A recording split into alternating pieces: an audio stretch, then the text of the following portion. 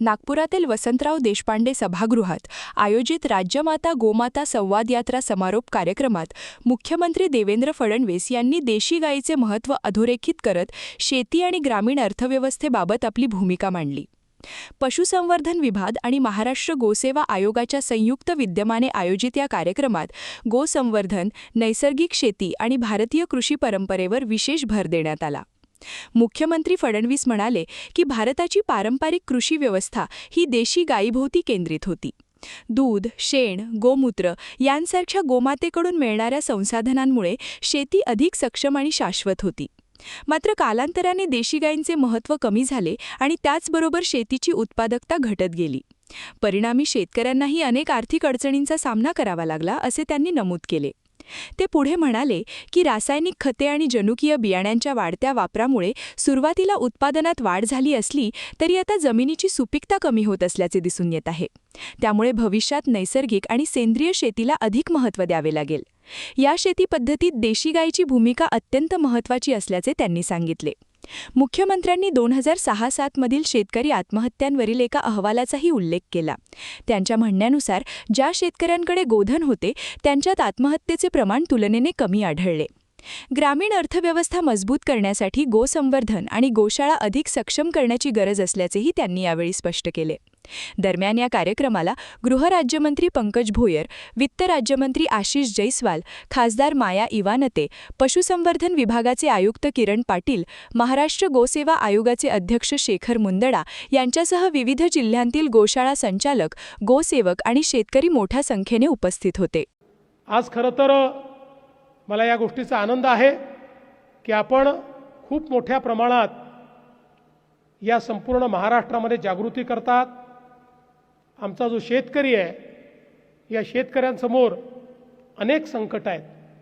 अल निनोसारखं संकट आपल्यासमोर आहे. पण या सगळ्या संकटांमध्ये मी तुम्हाला विश्वासाने सांगतो, गो आधारित अर्थव्यवस्था जर आपण तयार केली तर अशी किती संकटं आली तरी त्याचा सामना करण्याची ताकद ही आमच्या शेतकऱ्यांमध्ये त्या ठिकाणी आपण निर्माण करू शकतो. आणि म्हणून मी काही लांबलचक भाषण करणार नाही. तुम्हाला एवढंच सांगतो, महाराष्ट्राचं सरकार गोसेवा आयोगाच्या पाठीशी आणि गोपालकांच्या पाठीशी अत्यंत खंबीरपणे उभा आहे. जे निर्णय आहेत ते निर्णय यापूर्वी घेतले आहेत, भविष्यातही आपण अनेक निर्णय घेणार आहोत की ज्या माध्यमातून गो आधारित अर्थव्यवस्था तयार करण्याकरता, त्याची व्हॅल्यू चेन तयार करण्याकरता मोठ्या प्रमाणात आपल्याला सगळ्यांना बळ मिळेल. आपण जे कार्य या ठिकाणी करतात या कार्याचा वेगाने विस्तार कसा करता येईल. आता आम्ही हा निर्णय केलेला आहे, एक मोठा प्लॅन आम्ही तयार केला आहे आणि त्या प्लॅनच्या माध्यमातून पशुसंवर्धन विभाग जो आहे, जसं मगाशी तुम्ही सांगितलं की आम्ही त्याच्याकरता निधी वाढवला, पण केवळ निधी वाढवणं एवढा प्लॅन नाही आहे.